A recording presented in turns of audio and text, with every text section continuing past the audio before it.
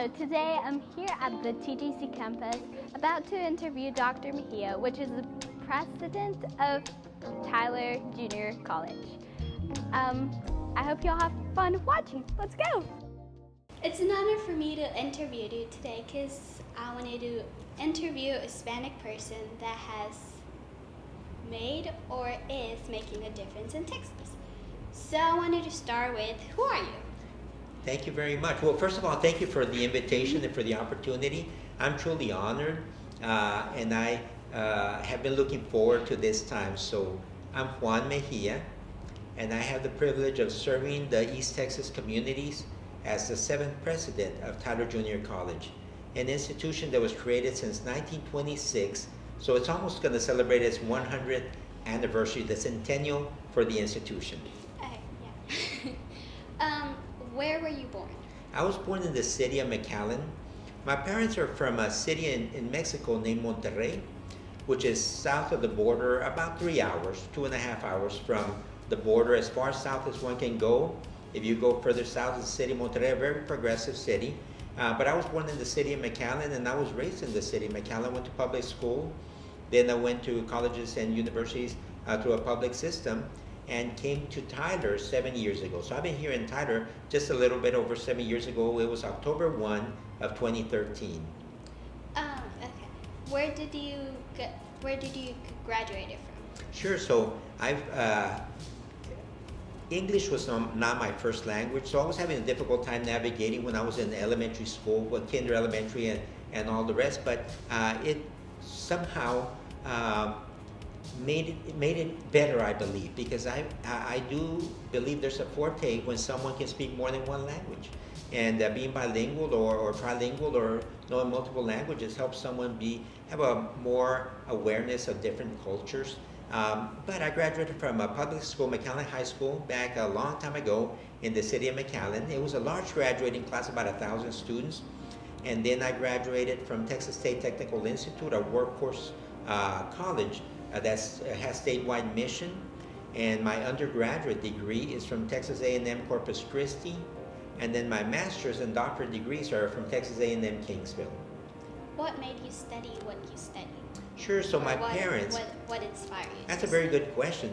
My parents gave us the challenge to my sisters and to me. I have 3 sisters. They're all in the allied health field, direct patient care providers, and they said, we've come to this country, and it's important that you do something that gives back to the community and to the fellow people that you work with, all your friends and colleagues and so on.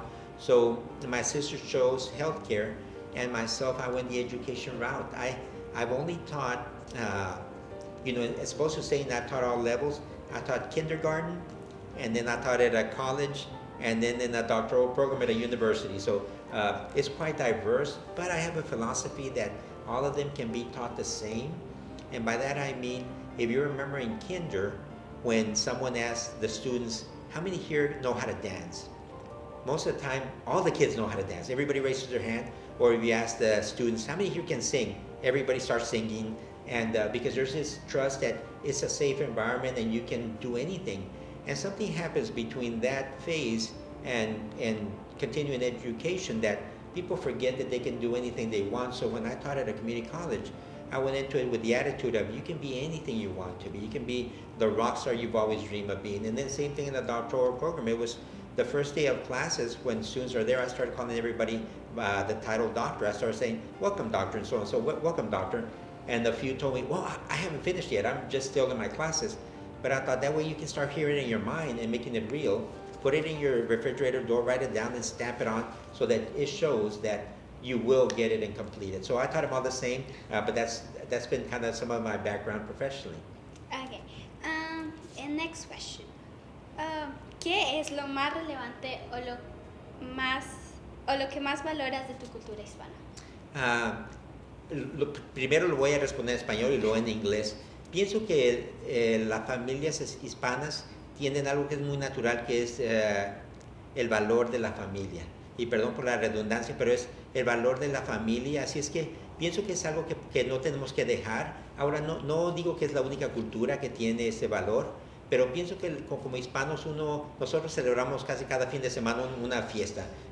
Cuando vivíamos en sur de Texas, donde están todavía mis padres y mis hermanas y todos los sobrinos, siempre había una razón para celebrar algo, y pienso que es algo que puede ser portable a otras regiones, que uno celebre las victorias, celebre los buenos momentos, porque va a haber momentos difíciles. Así es que pienso que es de mucho beneficio de celebrar las cosas que salen bien. Así es que en inglés, I believe that the Hispanic families, and it's not the only culture that has it, but there's something about Hispanic families that are very united, and that people like to spend time together. And again, I'm not saying that others do not, but it's something that resonates with me.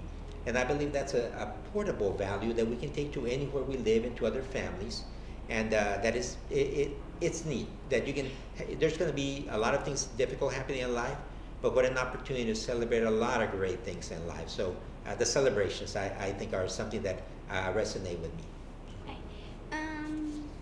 And then I know you're the president of TJC, and I wanted to ask one question about your job. What do you like or enjoy the most? Going back to the story that I was sharing about teaching, I believe is being a game changer. And by that I mean disrupting people's plans for the better. So if somebody has an idea that, hey, I want to go to school, is to say, well, not only should you go to school, but you should go to school and be the smartest student in the class. If someone says, maybe I want to be a teacher, is to say, that is great. I want you to be the teacher that every year your school district celebrates you because you're the very best. If someone wants to be a chemist, that maybe they can think of, I may be the one that's going to find a cure for illnesses that we have not been able to figure cures for. I'm going to be that good. I'm going to be the very best. If I'm going to be a political scientist, I'm going to be a legislator that's going to make change for the better. An engineer that's going to build prostheses for veterans who've been disabled and need special equipment. So take it up further. Whatever it is to dream big, to go after it. So what I enjoy the most is connecting with students when I get to hear their stories, and then to slightly change it for a little bit better. And because I've been around for a long time, I've been blessed to have a lot of stories of people that told me, I remember when you first told me that I should go to college, and now I'm going to medical school. Now I'm going to law school. Now I'm an engineer that's working for the military. I'm the superintendent of the school district. And I still remember when it started with just the concept of, yeah, I think I'll try school. So I have a lot of colleagues that have completed their master's degrees and doctorate degrees, and they still remember. Actually, there's a painting over there that someone just sent me because she's going to finish her doctorate. So it's one of those of trying to, an abundant mindset that everybody can be great. It doesn't take anything away from me. It doesn't take away from anything. The greater everybody is, the better our society will be, because we'll be more educated, healthier, safer, and hopefully more loving. Okay. And then to finish up, I would like for you to give us, like, people in middle school, junior high, an advice on how to, like, make our academics successful. Yeah, that's a wonderful proactive approach to say, I would start dreaming of what one wants to accomplish, and paint that picture out there and tell it to somebody else. To tell parents, and if they don't have both parents, to tell that one parent, and if they live with grandma, to tell grandma or grandpa or whoever it is, to start telling that story. You know what? I want to be this. And to start telling teachers, I really would like to be X, whatever that X is. I want to be a business person. I want to be an architect. And to start, I want to be an artist, whatever it is, to start letting people know, and hopefully there will be a safe environment where whoever hears that will say, I want to be a part of your story and your journey.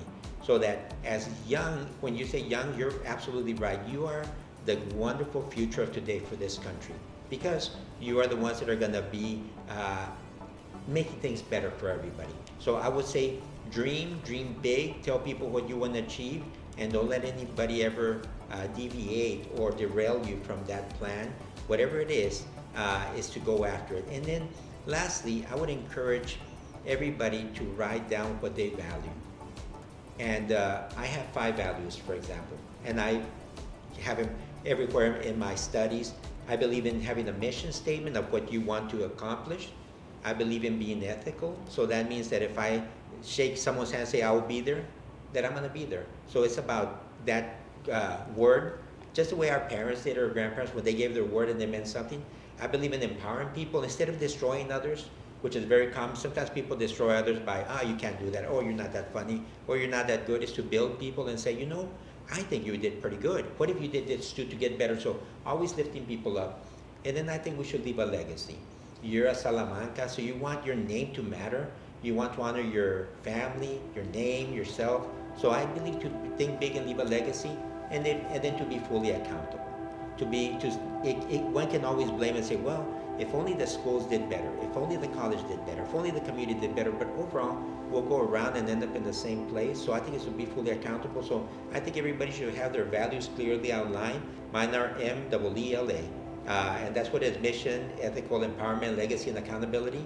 And if one does that, I believe that one will be more successful. So this wraps up our interview with Dr. Mejia here in his office at the Tyler Junior High College. And thank you very much for your time, and thank you. Thank you. It's been such an honor.